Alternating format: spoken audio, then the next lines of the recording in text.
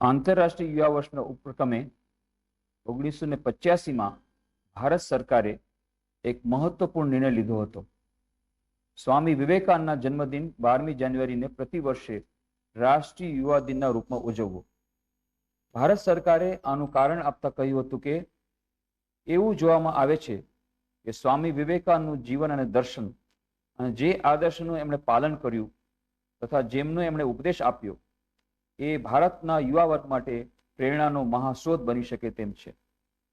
આના સંદર્ભમાં ભારત સરકારે રાષ્ટ્રીય યુવા સપ્તાહ 12 થી 19 જાન્યુઆરી ઉજવવા જે કાર્યક્રમો યોજવા નિર્દેશો આપ્યા છે તેમાં સ્વામી વિવેકાનંદના આદર્શો પર વિચાર કરવાને મહત્વપૂર્ણ સ્થાન આપ્યું છે. ભારત સરકારનું આ પગલું ઘણું જ પ્રશંસનીય છે. ખરેખર તો આ ઘોષણા આઝાદી પછી તરત જ થવી જોઈતી હતી. ખેર, જાગ્યા ત્યારથી સવાર. ચીર યુવા સ્વામી વિવેકાનંદ યુવા વર્ગ માટે સદાય પ્રેરણા સ્ત્રોત છે અને આદર્શ સ્વરૂપ છે.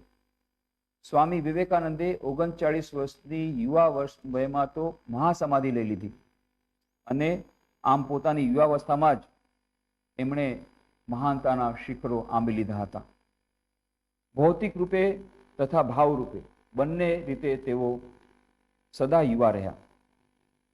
સ્વામી વિવેકાનંદના જે ગ્રંથો છે, એમના પ્રવચનો, પત્રો, કાવ્યો, આ બધા 12 ભાગમાં જે પ્રકાશિત થયા છે, ગુજરાતીમાં, અંગ્રેજીમાં 9 ભાગમાં, એ સંપૂર્ણ વિવેકાનંદ સાહિત્યનું જો આપણે અધ્યયન કરીએ તો આપણે જોઈશું કે એમણે લખેલા મોટા ભાગના લેખો જે છે એ યુવાનો માટે ખૂબ જ પ્રેરણાદાયી છે. અને મોટા ભાગના પ્રવચનો જે એમણે આપ્યા હતા એમાં સાંભળવા માટે પણ મોટા ભાગના જે લોકો હતા એ યુવાનો હતા. અને મોટા ભાગના પત્રો એમણે જે લખ્યા છે સ્વામીજીએ, પછી આળસંગા પેરુમલને હોય કે સિસ્ટર નિવેદિતાને હોય, એ બધા પત્રો પણ મોટા ભાગના યુવક યુવતીઓને લખેલા છે. આવી રીતે સ્વામી વિવેકાનંદનો સંદેશો વિશેષ રૂપે યુવાનો માટે અત્યંત માર્ગદર્શક, અત્યંત ઉપયોગી અને મહત્વપૂર્ણ છે. સ્વામી વિવેકાનંદના લખાણો વાંચીને કેટલા યુવાનોએ પોતાનું જીવન સમર્પિત કરી દીધું હતું. 9મા ધોરણમાં એક વિદ્યાર્થી ભણતો હતો કટકમાં, અને એના હાથમાં સ્વામી વિવેકાનંદ નાનકડું પુસ્તક આવ્યું અને એણે નિર્ણય કર્યો કે હું મારું આખું જીવન દેશને માટે બલિદાન રૂપે આપી દઈશ. પાછળથી આપણે જાણીએ છીએ એણે ખરેખર આમ કર્યું અને એનું નામ બન્યું નેતાજી સુભાષચંદ્ર બોઝ.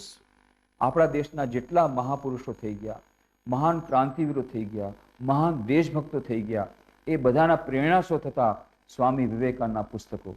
મહાત્મા ગાંધી જ્યારે આવ્યા હતા બેલુર મઠ, રામકૃષ્ણ મઠ અને મિશનના મુખ્ય કેન્દ્ર બેલુર મઠમાં આવ્યા હતા 30મી જાન્યુઆરી 1921ના દિવસે, અને બધાએ કહ્યું ગાંધીજી ભાષણ આપો.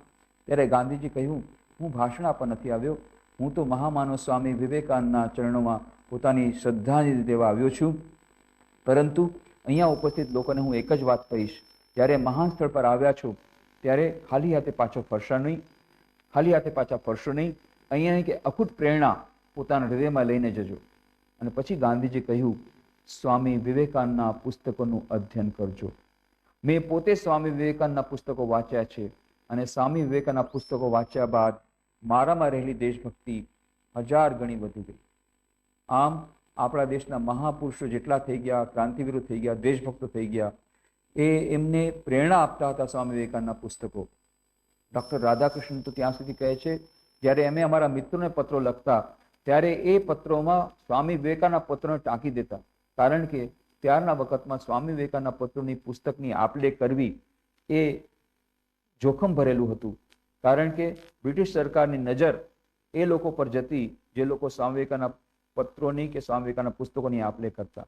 ત્યાં સુધી કે પાછળથી CID ડિપાર્ટમેન્ટે ત્યાં સુધી કહ્યું હતું કે મોટા ભાગના ક્રાંતિવીરોના ઘરમાંથી સ્વામી વિવેકાનંદના પુસ્તકો મળે છે અને એટલા માટે સ્વામી વિવેકાનંદના પુસ્તકો પર પ્રતિબંધ લગાડવાની વાત પણ ત્યારના વખતમાં ચાલેલી હતી. અને એટલા માટે સ્વામી વિવેકાનંદના પત્રો ડૉક્ટર રાધાકૃષ્ણન કહે છે અમે પોતાના પત્રોમાં ટાંકી દેતા.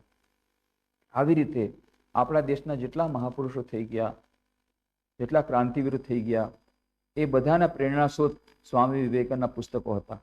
અને સ્વામી વિવેકાનંદના પુસ્તકો વાંચી એમનામાં દેશાભિમાન આવ્યું, દેશને માટે તેમણે પોતાનું ન્યોછાવર કર્યું. કાકા સાહેબ કાલેલકર કહે છે કે જ્યારે સ્વામી વિવેકાનંદ અમેરિકામાં શિકાગો ધર્મસભામાં સનાતન ધર્મનો ઝંડો ફરકાવ્યો, ભારતનું શિર ઊંચું થઈ ગયું, ભારતની જે ગરિમા, એની ગરિમાની વાત જ્યારે સ્વામી વિવેકાનંદે કરી, ત્યારે અમે ત્યારે યુવાનો હતા, ત્યારે અમારામાં કેટલી ગૌરવની લાગણી પ્રગટી હતી, અમને કેટલો ઉત્સાહ અને કેટલી પ્રેરણા મળી હતી, એ હું વ્યક્ત નહીં કરી શકું. પણ અમારા વખતના કાકા સાહેબ કાલેલકર કહે છે, બધા યુવકો સ્વામી વિવેકાનંદના પુસ્તકોથી ખૂબ જ પ્રભાવિત થયેલા અને એ દેશ માટે ઘણું બધું કામ કરવા માટે તત્પર થયેલા. શ્રી જવાહરલાલ નહેરુ એમણે પણ એક જ વાત કરેલી કે અમારા સમયમાં ભાગ્યે જ કોઈક એવો યુવક હશે કે જેણે સ્વામી વિવેકાનંદના પુસ્તકો વાંચ્યા હોય અને એમાંથી પ્રેરણા પ્રાપ્ત ન કરી હોય. અને એટલા માટે એ સ્વામી વિવેકાનંદે ત્યારના વખતના યુવાનોને ખૂબ જ પ્રેરિત કર્યા હતા. અને એ સ્વામી વિવેકાનંદ પાસેથી પ્રેરણા પ્રાપ્ત કરીને ત્યારના બધા યુવકોએ સ્વામી વિવેકાનંદનું જે પ્રથમ સ્વપ્ન હતું એ સિદ્ધ કર્યું. અને એ સ્વપ્ન હતું ભારતની સ્વાધીનતા. સ્વામીજી કહ્યું હતું, સ્વાધીનતા એ વિકાસની પ્રથમ શરત છે. Liberty is the first condition of growth. અને એટલા માટે એણે સ્વામી વિવેકાનંદની ખૂબ ઈચ્છા હતી ભારત સ્વાધીન થાય. અને તેઓ તો યુગદ્રષ્ટા હતા, ભવિષ્યવેતા નહોતા. એમણે એક વાત કરી હતી 1897માં કે 50 વર્ષની અંદર ભારત સ્વાધીન થશે, પણ લોહી રેડ્યા વગર, અસાધારણ રીતે. ત્યારે કોઈ કલ્પના પણ નહોતી કરી કે ભારત સ્વાધીન થશે, અને એ પણ યુદ્ધ કર્યા વગર. કારણ કે ગાંધીજી ત્યારે સાઉથ આફ્રિકાથી ભારત આવ્યા નહોતા. પરંતુ સ્વામી વિવેકાનંદે આ વાત કરી હતી, યુગદ્રષ્ટા વિવેકાનંદજી આ વાત કરી હતી. અને આપણે જોઈએ છીએ ઠીક 50 વર્ષો પછી ભારત સ્વાધીન થયું. પણ એમણે એક બીજી વાત કરી હતી, એ વાત હજી થવાની બાકી છે. સ્વામી વિવેકાનંદ જ્યારે વિદેશથી પાછા ફર્યા ત્યારે કોલંબોથી લઈને અલ્મોડા સુધી જ્યાં જ્યાં તેઓ ગયા ત્યાં તેમનું ભવ્ય સ્વાગત થયું. અને એ ભવ્ય સ્વાગતના ઉત્તરમાં સ્વામી વિવેકાનંદે જે ભાષણો આપ્યા એ અત્યંત પ્રેરણાદાયી અને અત્યંત ઉત્તેજક હતા. અગ્નિમય ભાષણો હતા. Lectures from Colombo two Almora નામનું પુસ્તક પ્રકાશિત થયું છે, ભારતમાં આપેલા ભાષણો. એ એવા ભાષણોથી ભરપૂર એ સ્વામી વિવેકાનંદનું પુસ્તક. અને સ્વામી વિવેકાનંદ બધી જગ્યાએ રાષ્ટ્રને આહ્વાન કર્યું, ઉત્તિષ્ઠત જાગ્રત પ્રાપ્ય વરાન નિબોધત, arise awake and stop not till the goal is reached. ઉઠો, જાગો અને ધ્યેય પ્રાપ્ત ન થાય ત્યાં સુધી મંડ્યા રહો. અને આખો દેશ જાગી ગયો.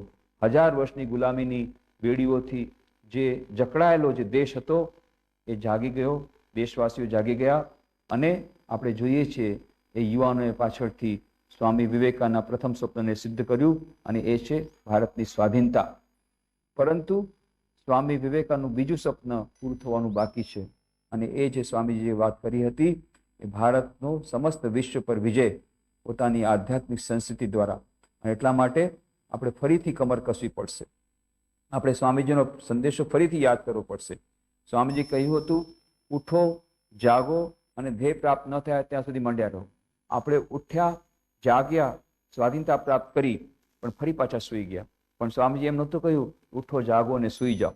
સ્વામીજી કહ્યું હતું, ઉઠો, જાગો અને ધ્યેય પ્રાપ્ત ન થાય ત્યાં સુધી મંડ્યા રહો. અને એ અંતિમ ધ્યેય પ્રાપ્ત થવાનું હજી બાકી છે.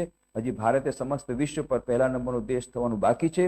હજી ભારતે સમસ્ત વિશ્વ પર વિજય પ્રાપ્ત કરવાનું બાકી છે.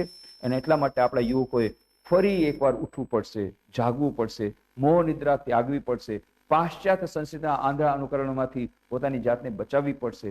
તો આપણી પ્રાચીન ભારતીય સંસ્કૃતિને ધ્યાનમાં રાખીને પોતાનો સંપૂર્ણ વ્યક્તિત્વનો વિકાસ કરીને દેશભક્તિની ભાવના કેળવીને દેશ માટે કાર્યમાં લાગી જવું પડશે, મંડી જવું પડશે, ઉઠી જાગી અને ફરી પાછું લક્ષ્ય તરફ આગળ વધવું પડશે. સમય હવે આવી ગયો છે. હવે સુવાથી સમય નહીં ચાલે. હવે સુવાનો સમય પૂરો થઈ ગયો. 50 વર્ષો આપણે ખૂબ મોહ નિદ્રામાં રહ્યા અને બધા પોતપોતાના સ્વાર્થ પરાયણતામાં રચ્યા પચ્યા રહ્યા. મેં, મેરી બી, મેરા બચ્ચા, મેરા મકાન, બધાએ આમ મોઢામાં આ જ વાત હતી. પણ હવે ફરી પાછું આપણે આપણા દેશ માટે ચિંતન કરવું પડશે, દેશની ચિંતા કરવી પડશે, દેશ માટે કામ કરવું પડશે. 1897માં જ મદ્રાસના પોતાના ભાષણમાં સ્વામી વિવેકાનંદે કહ્યું હતું, India shall conquer the whole world by its spiritual power Bharat સમસ્ત વિશ્વ પર વિજય પ્રાપ્ત કરશે પોતાની આધ્યાત્મિક સંસ્કૃતિ દ્વારા. આજે એ સમય આવી ગયો છે. આજે વિદેશમાં લોકોને ધ્યાનની, યોગની ઘેલછા લાગી છે. લોકો ભારતીય સંસ્કૃતિને અપનાવવા માટે તત્પર થઈ રહ્યા છે. પણ તેમ ત્યારે ભારત જો વિકાસની કદમમાં આગળ નહીં નીકળી શકે તો એ ધર્મગુરુ આખા બીજા બધા દેશોનો ધર્મગુરુ નહીં બની શકે, જગતગુરુ નહીં બની શકે. એટલા માટે સ્વામી વિવેકાનંદ બીજું સ્વપ્ન સિદ્ધ કરવું હશે એના માટે ઘણો પ્રયત્ન કરવો પડશે. અને સ્વામી વિવેકાનંદ કહેતા હતા, મારી આશા, મારો વિશ્વાસ યુવા પેઢી પર છે. યુવાનો જ મારો કાર્યક્રમ પૂરો કરશે, મારું કાર્ય પૂરું કરશે. ત્યારના યુવાનોએ સ્વામી વિવેકાનંદનું પ્રથમ સ્વપ્ન સિદ્ધ કર્યું અને હવે સમય આવી ગયો છે કે જ્યારે આજના યુવાનોએ સ્વામી વિવેકાનંદના દ્વિતીય જે સ્વપ્ન છે એને સિદ્ધ કરવું પડે. એટલે કે ભારતને બધી રીતે આગળ વધારવું પડે, આપણા દેશને આગળ વધારવું પડે અને પછી આ રીતે દેશને આગળ વધારીને વિકસિત કરીને પછી દેશને આગળ વધારી વિકસિત કરીને આખા વિશ્વમાં પ્રથમ નંબરનું સ્થાન પ્રાપ્ત કરીએ ત્યારે જ આપણે સાચા અર્થમાં જગતગુરુ બની શકીશું. સ્વામી વિવેકાનંદ એક શિષ્ય હતા. એમણે એકવાર સ્વામીજીને કહ્યું, સ્વામીજી હું આપની કેવી રીતે સેવા કરી શકું? તો સ્વામીજી એક જ વાત કરી જે આજના યુવાનો માટે આજની રાષ્ટ્રીય યુવા દિનના મહાન દિવસે એક મહામંત્ર બની શકે છે. અને સ્વામીજીએ એ મિસ મેકલાઉડને કહ્યું હતું, લવ ઇન્ડિયા, ભારત વર્ષને પ્રેમ કરો. આજે આપણે પોતાના દેશને પ્રેમ કરતા નથી. આપણે પોતે કેરિયર ડેવલપ કરવામાં રાચ્યા રહેલા છીએ, પણ દેશનું શું થાય છે એ આપણે કોઈ જાતનું આપણે એના માટે ચિંતન પણ કરતા નથી. એવું નથી કે આપણે પોતાનું કેરિયર ડેવલપ ન કરવું જોઈએ, એવું નથી કે આપણે જીવનમાં આગળ ન વધવું જોઈએ, પરંતુ દેશના ભોગે આપણે ન બનીએ. ભલે દેશની સંપૂર્ણ નિસ્વાર્થ સેવા ભલે ન કરી શકીએ, સંપૂર્ણ દેશભક્ત ન બની શકીએ, પરંતુ કમસે કમ આપણે દેશને માટે વફાદારી તો થોડી થોડી રાખીએ, દેશને માટે ગદ્દાર ન બનીએ, એટલું જ આપણે કરીએ. સ્વામી વિવેકાનંદે કહ્યું હતું કે એવી પ્રત્યેક વ્યક્તિને હું ગદ્દાર સમજું છું જે પોતે તો ભણેલી વ્યક્તિ છે પણ તેમ છતાં જે લોકો અભણ છે એના વિકાસ માટે કોઈ કામ કરતી નથી, એવી વ્યક્તિને હું દરેક વ્યક્તિને ગદ્દાર સમજું છું. એટલા માટે આપણે ખાસ કરીને જે ભણેલા ગણેલા યુવકોએ છે એમણે કમર કસવી પડશે. અભણ યુવાનોને ભણાવવાની, અભણ લોકોને ભણાવવાની, નંબર 1. બીજું વૃક્ષારોપણ, ત્રીજું પાણીની સગવડ. આ જે કંઈ ગામડામાં થોડી સેવા કરવાની, વેકેશનના સમયમાં પણ થોડું ઘણું બધું સેવા કામ કરી શકાય છે, સંગઠન સ્થાપી શકાય છે. બીજું કાંઈ નહીં તો પોતાના લત્તામાં, પોતાના શહેરમાં, પોતાના લત્તામાં, ગામમાં જે કંઈ બાળકો હજી સુધી અભણ છે એમને થોડું થોડું ભણાવવાનું. જે કંઈ કામ આપણે કરી શકીએ. ઘણા યુવાનો એમ કહે છે કે અમે તો શું કરી શકીએ, અમે વર્ષે એકવાર દેશભક્તિનો પાઠ તો કરી શકીએ, દેશભક્તિની વાતો પણ કરી શકીએ, પણ પછી પણ ના, આપણા દૈનિક જીવનમાં આ દેશભક્તિ પ્રકટ થવી જોઈએ. જો એ પ્રકટ નહીં થાય તો આપણી દેશભક્તિની ફક્ત વાતો માત્ર મોઢાની જ વાતો રહેશે. અને એ પ્રકટ કેવી રીતે થાય? સેવા દ્વારા. જેટલી સેવા આપણાથી બની શકે. ઘણા લોકો, ઘણા યુવકો કહે છે અમે કેવી રીતે સેવા કરીએ, અમારે પ્રથમ તો પૈસો કમાવવો પડશે પછી અમે સેવા કરશું. પણ સેવા માત્ર ધન દ્વારા નથી થતી, સેવા તન અને મન દ્વારા પણ થઈ શકે. અત્યારે ભલે ધન ન હોય પણ તન અને મનથી તો સેવા કરી શકાય. ગામડામાં સેવા કરી શકાય, જે અભણ વિદ્યાર્થીઓ છે એને ભણાવી શકાય. સાથે સાથે વૃક્ષારોપણ છે, જ્યાં પાણીની સમસ્યા છે એમાં પાણીને માટે થોડીક મદદ કરવાની. કેટલી બધી એવી જાતની ગતિવિધિઓ છે, જેટલા કાર્યો છે જે યુવાનો વગર પૈસે પણ કરી શકે છે. અને સાથે સાથે પોતાનું ભણવાનું પણ આગળ રાખે. એ ખરેખર એ તો જરૂરી છે જ, પણ પોતાનો કેરિયરનો ડેવલપમેન્ટ કરે એ પણ જરૂરી છે. પણ સાથે સાથે દેશની સેવાની પણ ભાવના રાખે અને નાગરિકત્વ, એનલાઇટન સિટીઝનશીપ જે છે એને પણ પોતાના જીવનમાં કેળવે તો એ આદર્શ વ્યક્તિ બને. તો સ્વામી વિવેકાનંદનું સ્વપ્ન સિદ્ધ થશે. એમને એવા યુવાનો જોતા હતા કે જે આવી રીતે દેશ માટે પોતાનું ન્યોછાવર કરી શકે, સર્વસ્વ ન્યોછાવર કરી શકે.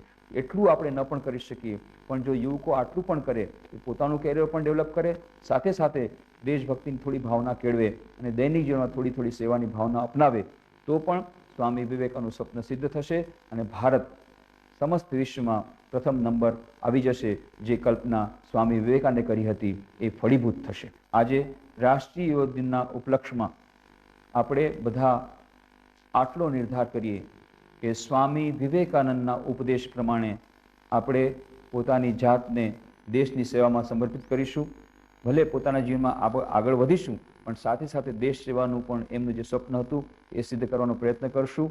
અને એના માટેનું પ્રથમ પગથિયું છે સ્વામી વિવેકાનંદના પુસ્તકો વાંચી પોતાના મનમાં દેશભક્તિની ભાવના કેળવવી.